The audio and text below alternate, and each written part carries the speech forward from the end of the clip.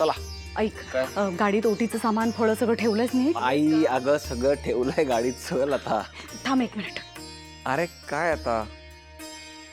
हे पण गाडीत ठेव. आता तू किती गोष्टी नेणार आहेस तिकडे? ठीक आहे, मग राहू दे.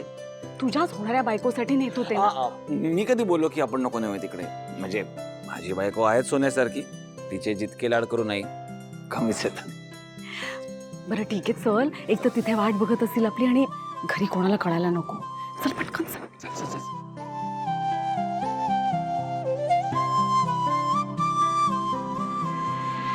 थांबा.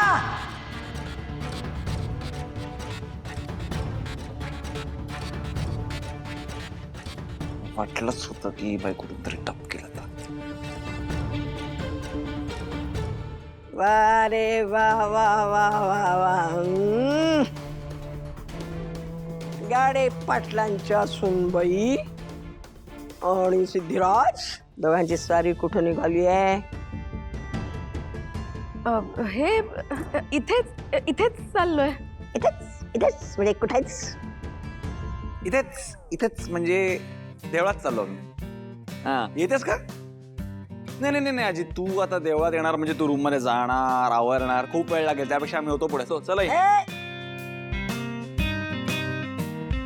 देवळात चाललंय तुम्ही दोघं? आणि हातात काय आहे? नाही, देवाला आता नजराणा केव्हापासून द्यायला लागलात तुम्ही? आजी तुला सगळ्याच गोष्टींचा प्रॉब्लेम असतो का? हा, आम्ही दोघं कुठेही जाऊ शकतो, देवाला काहीही देऊ शकतो. तुझा काय संबंध? हा, तुम्ही कुठंही जाऊ शकताय, काहीही करू शकताय. माझा तुमच्यावर भरोसा राहिला नाही ना. मला तुमच्यावर लक्ष ठेवावं लागतं.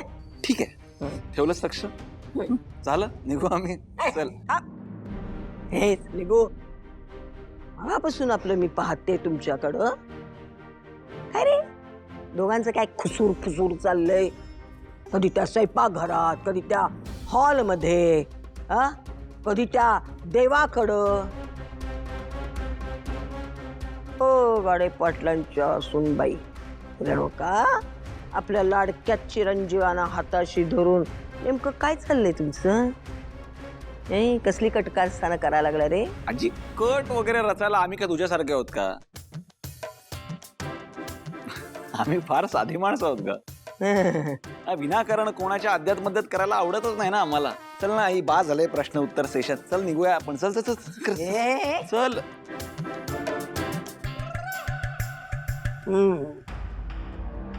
सिद्धिराज, तुम्हाला काय वाटलं? तुम्ही ही अशी उडवाउडवीची उत्तर दिली म्हणजे मी गप्प बसेल?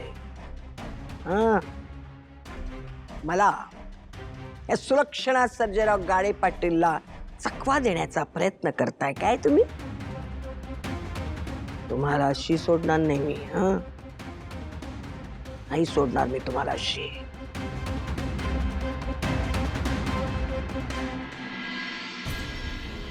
एवढे दिवस जी मुलगी आपल्या घरी तनू म्हणून वावरत होती ती जानू आहे हे साखरपुड्याच्या दिवशी कळलं मला. सई, मग त्यानंतर ती घरी का नाही निघून गेली स्वतःच्या? कारण तिला जयंत पासून लांब जायचं होतं. हो,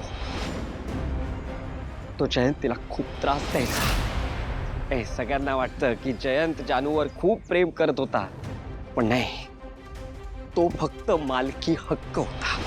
खूप त्रास द्यायचा तिला. तिला खूप छळले तिने. कधी कधी ना कपाटात बंद केलंय.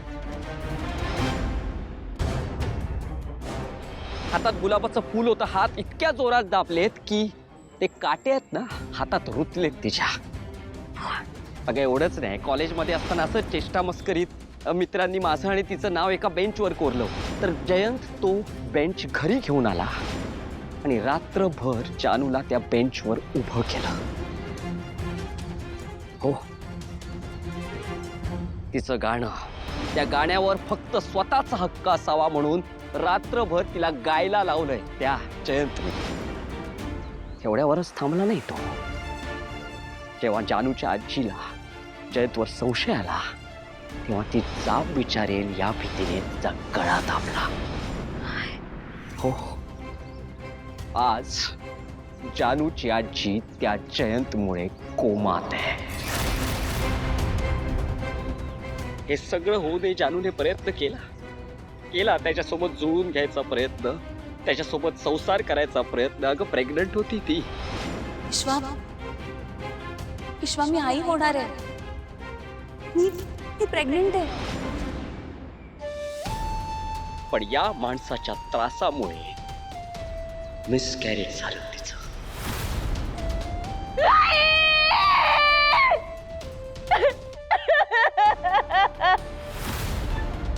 एवढं सगळं होऊनही सुधारला नाही तो. तिला झोपेचं औषध दिलं, प्रायव्हेट प्लेन मध्ये बसवलं आणि घेऊन गेला गोव्यात. त्या हैवानापासून स्वतःची सुटका करावी म्हणून जानूने समुद्रात उडी मारली. सई हा सगळा ट्रॉमा ती फेस करत होती ग. म्हणून आपलं नाव बदलून लपून राहील आपल्या घरी. जयंतचं नाव ऐकलं ना की भीतीने थरकाप उडायचा तिचा. तुला वाटत असेल की माझं तिच्यावर प्रेम होतं म्हणून राहून दिलं आपल्या घरी, किंवा तिने मुद्दामून तुझी फसवणूक केली. नाही अगं, ती सतत तुझा चांगलाच विचार करायची. आणि आमच्यामध्ये मैत्री पलीकडचं नातं कधीच नव्हतं.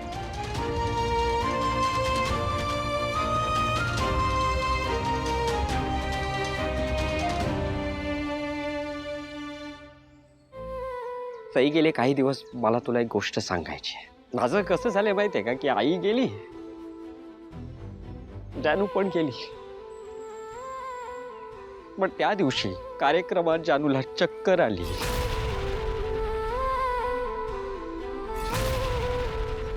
आणि जानूची मेमरी गेली. हो, तिला मी आठवतच नाहीये सई. तिने मला प्रॉमिस केलेलं की या जगात ती काहीही विसरेल पण मला विसरणार नाही. पण तिला ते प्रॉमिसच लक्षात नाहीये. आणि ह्या सगळ्यात तर तू मला सोडून गेलीस तर मी खूप एकटा पडेल का. मला माहिती आहे मी चुकलोय. आपली एंगेजमेंट झाली, मी तुला वेळ नाही दिला, तुझ्यापासून सत्य लपवलं.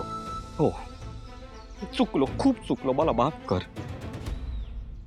पण मी कधीच तुझ्याबद्दल वाईट नाही ना विचार केला. मला कधीच तुला फसवायचं नव्हतं ग. आपली मैत्री, आपली फ्रेंडशिप ही माझ्यासाठी ऑलवेज इम्पॉर्टंट होती. मला ती कधीच तोडायची नव्हती. जशी मी जानूची मैत्री जपली तसंच आपल्या मैत्रीबद्दलही विचार करत होतो. हे बघ सई, माझं एवढंच म्हणणं आहे की तू आयुष्यात कुठेही जा, कोणाशीही लग्न कर, मी तुझ्या सोबत असेल. मित्र म्हणून कायम तुझ्या सोबत असेल. प्लीज ऐक ना, आपली मैत्री तोडू नकोस ना. ते बघ, माझ्या आयुष्याची मी तुझ्याशिवाय कल्पनाच करू शकत नाहीये ग. पण प्लीज ही मैत्री तोडू नकोस. नाही, मला तुला शिक्षा द्यायची ना, मला शिक्षा दे, मी भोगायला तयार आहे. पण प्लीज सई, माझ्या आयुष्याची मी तुझ्याशिवाय नाही कल्पना करू शकत का. प्लीज सई, आपली मैत्री तोडू नकोस प्लीज.